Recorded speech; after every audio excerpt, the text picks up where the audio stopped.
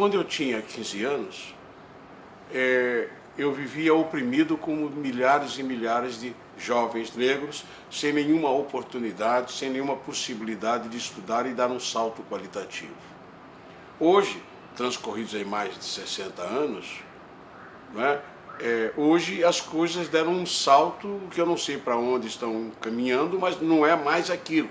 Preciso que a gente comece a construir caminhos diversos para que nós sejamos tratados como cidadãos, independente de sermos negros, amarelos, azuis. Essa ideia segregadora ou separatista de que eu sou negro, você é branco, você é árabe, você é americano. Gente, é essas fronteiras que a alma não deseja e que a alma não tem.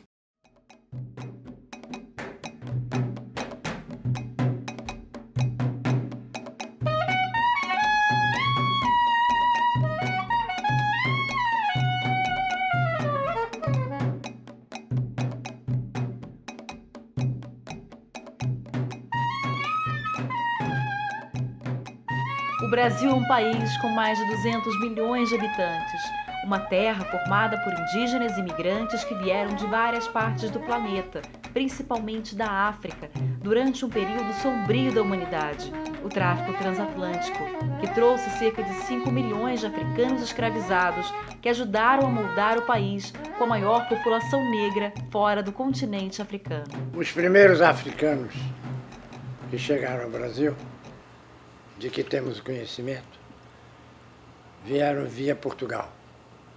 Estavam em Portugal e de Portugal vieram para o Brasil. Depois vieram africanos escravizados, trazidos da Senegâmbia, da Alta Guiné e desde muito cedo do Congo,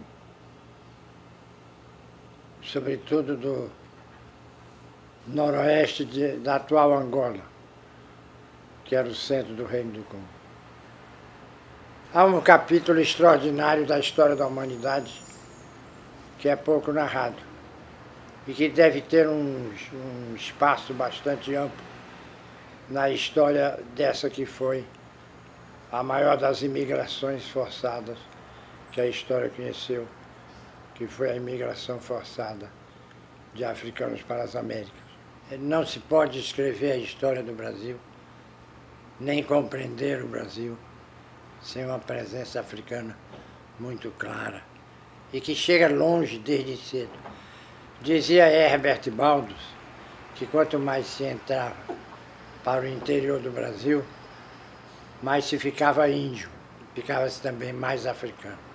Na construção da identidade brasileira é uma coisa marcante, porque toda a civilização africana, que é uma civilização milenar, berço não só da humanidade, porque os primeiros homens surgiram na África, mas também berço da civilização. Então, esses valores vieram para o Brasil nessa reposição das tradições africanas, principalmente através da religião, que é fonte dessa civilização e é fonte da cultura afro-brasileira.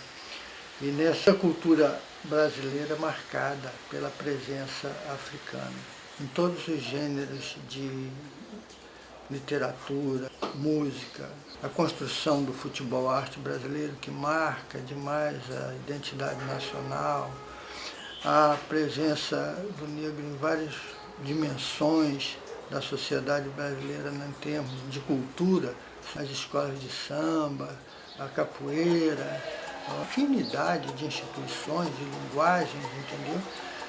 Que marcam as regiões brasileiras em vários momentos, em vários aspectos. A cultura negra não passa no Brasil de cultura afro-ameríndia, né? Então a gente já fundiu os ternos de reis, tem da cultura portuguesa, tem do fado, né? Aí você vai dizer, poxa, e o tango na Argentina? Milonga. Milonga é uma coisa da cultura negra. Que pena que algum tempo houve uma extinção de negros na Argentina. Mas a coisa é tão forte, como eu falo, resiliente, que resistiu até o tango. Está muito ligado ao que nos propusemos. Nos propusemos ao encontro, à dança. Nos propusemos a festejar a música. E isso eu acho que é cultura humana.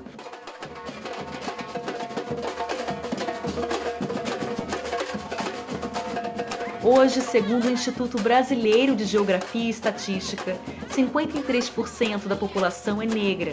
Porém, 127 anos após o fim da escravidão, ainda há pouca representatividade da população negra em muitos setores da sociedade. Em determinado momento da vida, quem eram os homens de grande prestígio no Brasil? Carlos Gomes, mulato. Juliano Moreira, grande psiquiatra, maior psiquiatra do seu tempo, negro. Teodoro Sampaio, grande geógrafo, negro. E vai por aí. Uma presença muito grande do mulato, do mestiço, do negro na vida brasileira, que de uma certa maneira ele foi perdendo com o passar dos anos, na medida em que tornou-se mais visível para cada um de nós a marginalização dos descendentes de africanos no Brasil. Já era ruim, porque era um cenário de escravidão. Quer dizer, você branco era livre, negro era escravo. Agora havia as exceções. As exceções eram aqueles que, sendo filho de branco, funcionavam como brancos e não como negros.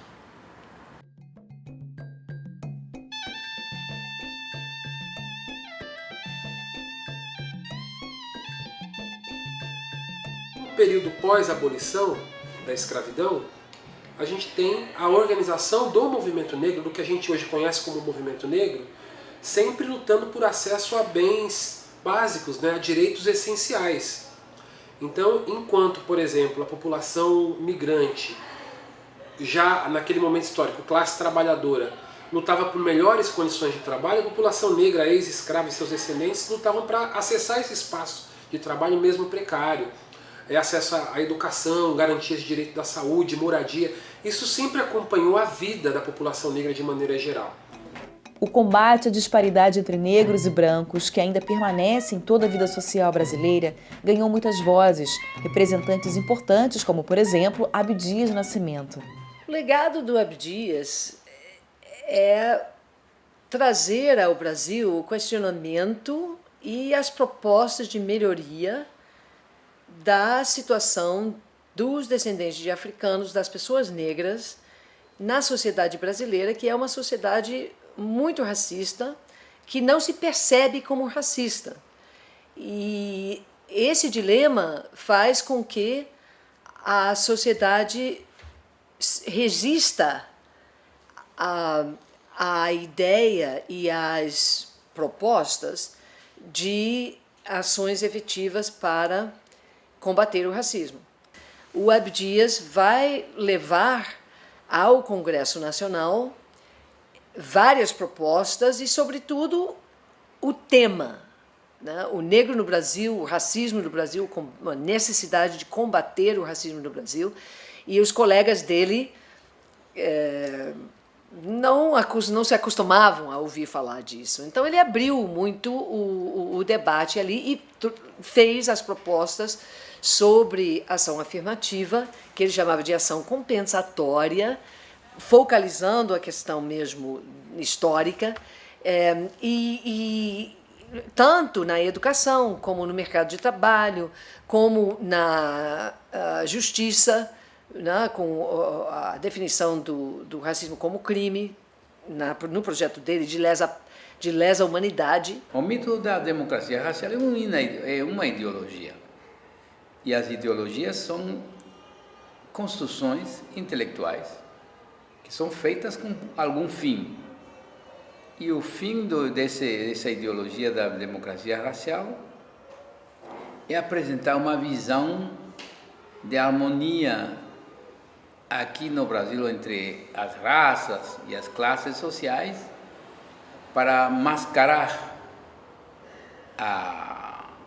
a guerra contra a população negra aqui, que é majoritária, uma verdadeira guerra e um verdadeiro propósito de exterminação, ou de extermínio, não sei qual dos dois é correto, de exterminação da população de origem africana. Jovens negros são as principais vítimas da violência e têm 2,5 vezes mais chances de serem assassinados no Brasil do que os jovens brancos, segundo o relatório do Índice de Vulnerabilidade Juvenil. A preocupação é essa, até hoje é essa. A questão de poder viver, né? Sem ser assassinado. É muita arma, muito tiro, muita morte. As pessoas têm mais acesso às armas, à munição, continua tendo grande acesso e a polícia continua matando e acaba sendo os mortos virando estatística, né? Isso é distribuição de renda, né? A questão toda é essa, né? E essa questão é tão séria que ninguém está tranquilo. A gente não pode falar assim, a gente vive em paz. Todo mundo que sai, vai para a rua, jovem, a mãe fica preocupada quando demora e tal, os assaltos. Lógico que tem lugares que tem mais segurança, que a polícia tem mais presença policial, tem mais, né, os lugares ricos são assim, a polícia está ali presente e tal, mas mesmo assim tem que ter polícia. Porque senão tem invasão, tem tiro. E a polícia, ela só é a ponta, ela só é quem faz o serviço sujo. Dessa maneira eu posso dizer que aquele trabalhador, muitas vezes negro, que veste uma farda de policial militar e numa periferia agride, violenta, até mata, ele só é quem aperta o gatilho. Mas aperta o gatilho junto com ele toda uma estrutura de poder secular. O secretário de Segurança Pública apertou o gatilho junto com aquele cara da milícia. Os juízes que prendem, sobretudo negros no Brasil, quantos por cento são filhos das elites? 1, 2? Então a gente tem 98, 99% de pobres, filhos da classe trabalhadora presos. E desses, 70% são negros. O poder judiciário é a continuidade dessa história de chacinas. O policial e demais sociedade, vendo o negro médico, vendo o negro juiz, vendo o negro engenheiro, vão começar a mudar o conceito deles. Esse é o grande problema do Brasil, onde o povo negro é exageradamente discriminado. E isso tem que mudar. Um país continental como esse, com a população mais expressiva do planeta em diversidade, inventou no futebol uma técnica, inventou no boxe outra técnica, inventou para o UFC outra técnica, mas na academia essas pessoas não têm acesso, não conseguem estudar. Então a cultura é que educa. Por exemplo, a cultura do Lodum, em 36 anos, libertou muita gente dessa opressão. Muita gente foi fazer faculdade, muita gente foi morar no exterior, muita gente tornou-se empreendedores, muita gente tornou-se músico de renome, e ao mesmo tempo essa cultura transformou uma população de uma área da cidade tímida, com medo, receosa, em uma população que anda de cabeça erguida. Temos uma sofisticação e uma forma até de articular, de pensar e de conviver que está muito aquém do que está nas literaturas e no comportamento didático. A comunicação da tradição africana, que é uma comunicação da participação, praticamente exige a presença do outro. Forma uma tatilidade no sentido de todos os sentidos participam da comunicação, tudo fala, tudo diz, tudo simboliza.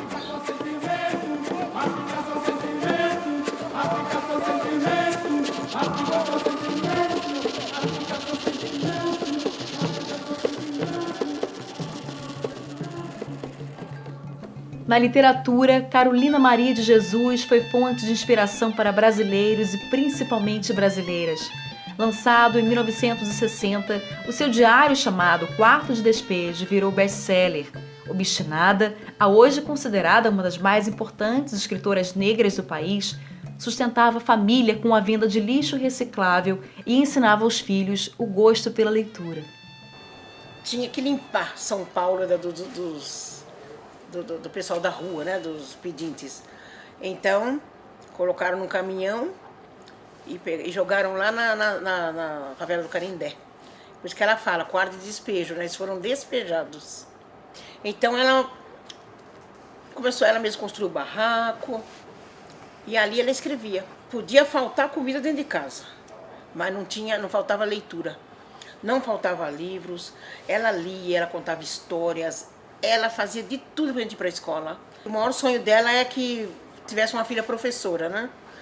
E eu acho que eu fui consegui contemplá-la com isto. Nós vivemos uns 2 anos e meio, 3 anos comendo bem.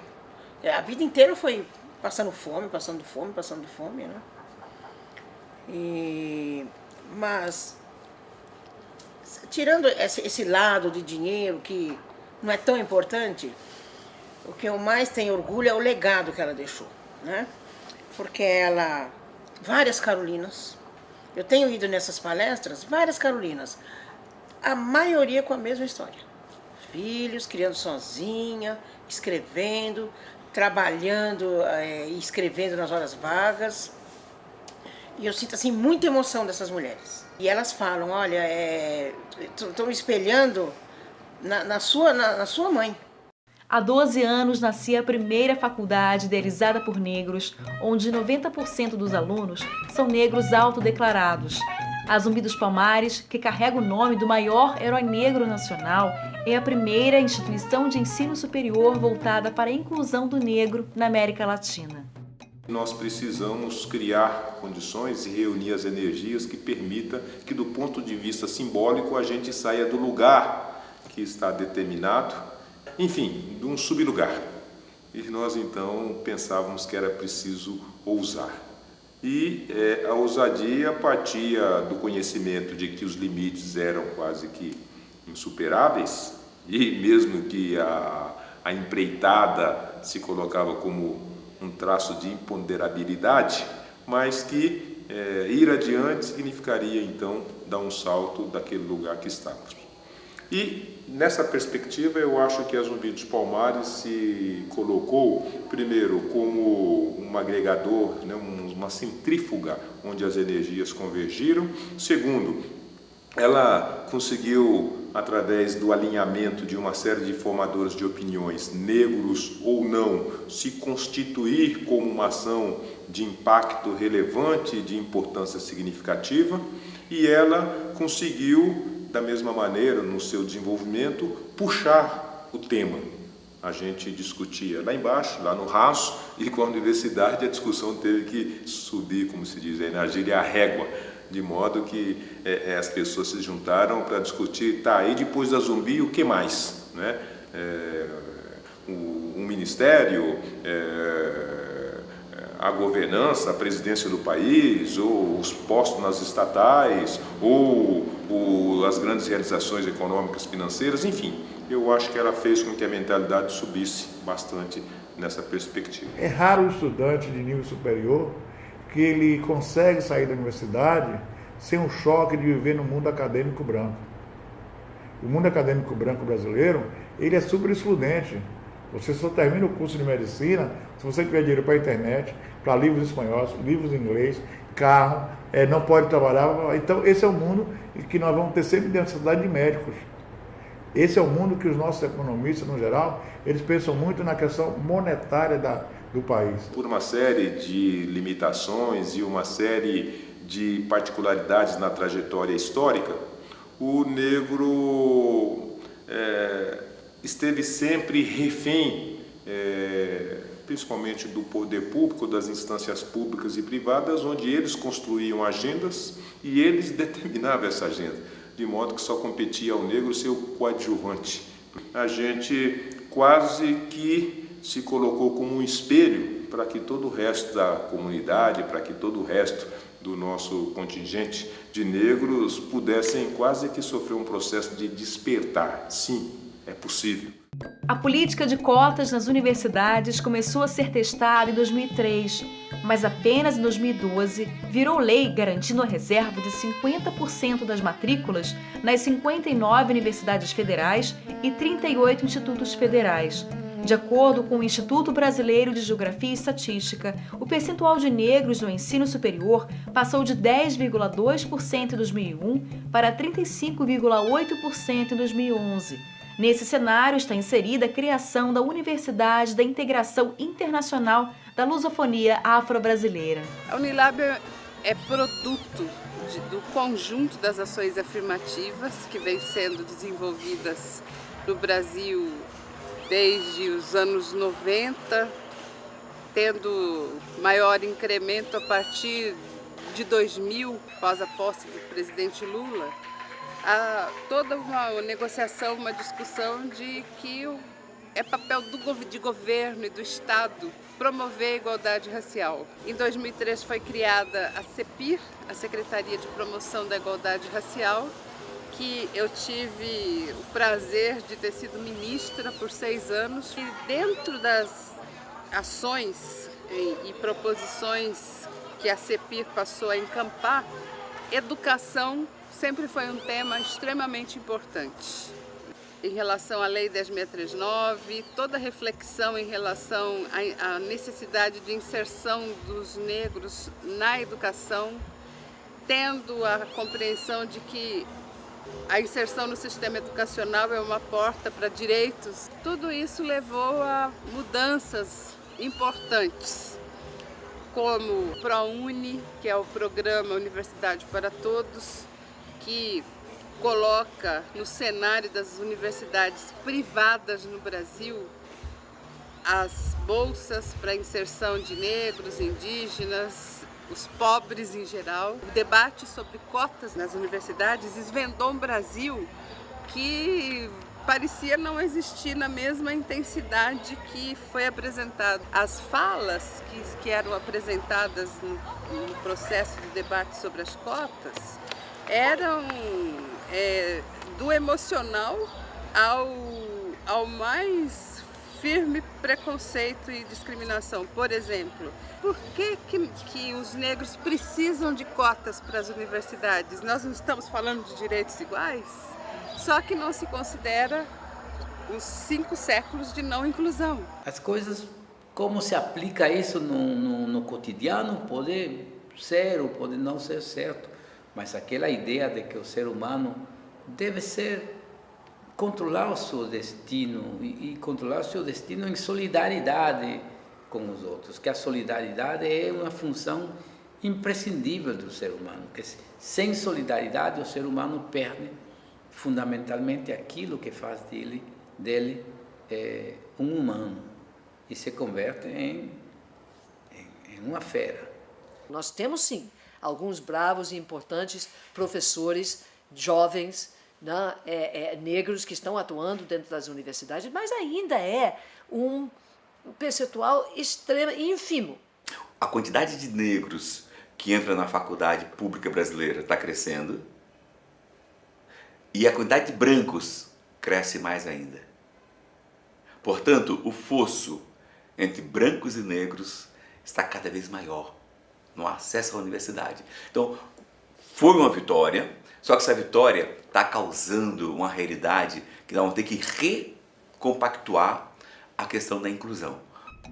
As cotas no setor público são uma realidade recente, quando a Lei 12.990 de 2014 passou a reservar 20% das vagas em concursos públicos federais para negros e pardos. Apesar do avanço, é preciso mais, como, por exemplo, o maior acesso ao setor privado e a equiparação dos salários. De acordo com o IBGE, a renda dos negros ainda corresponde a 57% da renda dos brancos. É impossível a continuarmos forte no Brasil se a gente não lutar com mais intensidade pela empregabilidade no conjunto dos poderes públicos, municipais, estaduais e federais, bem como lutar pela empregabilidade nas grandes empresas, grandes multinacionais, grandes indústrias e no comércio. Ou seja, esse setor privado está muito omisso na causa da inclusão do negro. E é questão de honra lutarmos com garra para mudar essa realidade.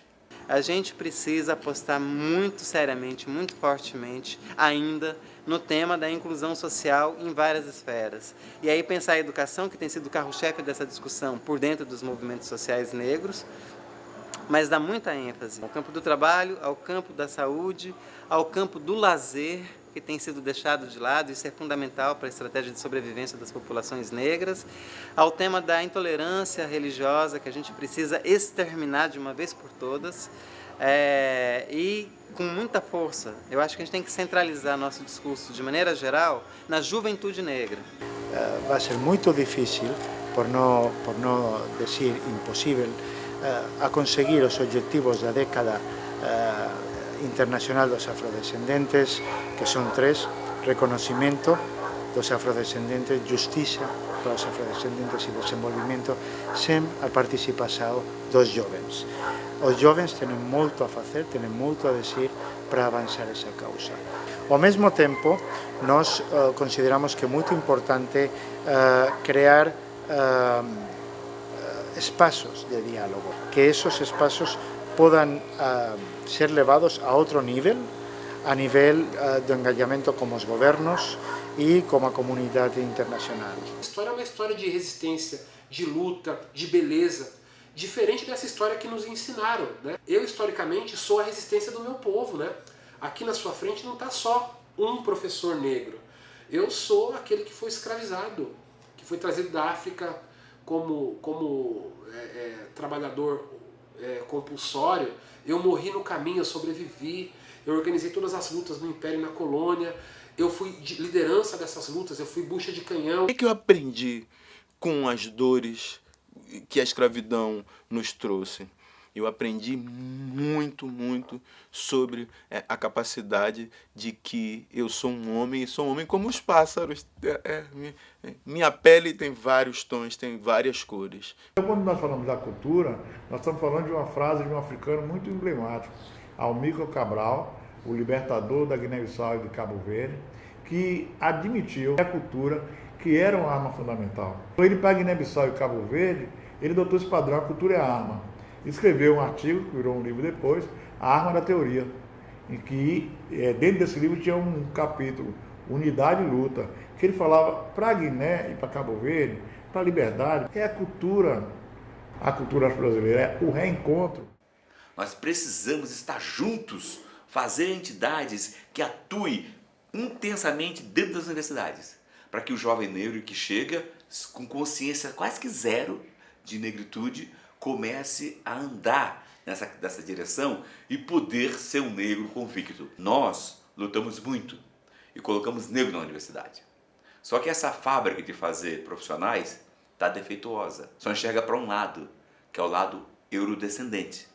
Nós queremos que ela enxergue para todos os lados, especialmente os lados mais fortes, que é o afrodescendente, em primeiro lugar, que é o mais forte do Brasil, e juntos criar a nação respeitosa, integradora e que tanto sonhamos. A gente não raras vezes se vê desesperado pelo tanto que falta avançar. Não raras vezes a gente fica se sentindo assoberbado, achando que o peso dessa luta é muito pesada para, na verdade, não tantos ombros assim. Por outro lado, se a gente olha, por exemplo, para o Brasil ou para a América Latina como um todo, e se dá conta dos incríveis avanços que a gente teve em 15 anos, em 20 anos que a gente tem uma retórica de políticas afirmativas, e de 15 anos de real implementação de políticas afirmativas, por exemplo, aqui no Brasil, a gente se dá conta o quanto a gente está mudando o cenário da nossa sociedade. Está em transformação ainda, e é difícil sempre observar o que está em transformação. Quando você tem o conhecimento, quando você busca o conhecimento, você sente quando a divisão de rendas é injusta, você sente quando a divisão racial, vamos dizer, ela é perversa. Cinema, sempre gostei muito de cinema, então eu aprendi muito com cinema, e alguns filmes que eu vi quando era menino, hoje eu morro de rir, porque eles eram absolutamente contrários a mim enquanto etnia, e hoje eu entendo melhor isso. Então a gente só pode se defender quando você tem o conhecimento. O nosso mapa é diferente. O nosso mapa não aceita mais, não deve aceitar mais esta diferença. Eu sou negro, eu sou um coitado, eu não tenho isso, eu não tenho aquilo. Não, eu acho que nós temos que nos unir, porque até nós somos a maioria da população, melhorar as nossas escolas, melhorar a divisão de rendas, misturar melhor o comando político e ideológico, dar oportunidade para que todos aprendam o que podem fazer para melhorar o país.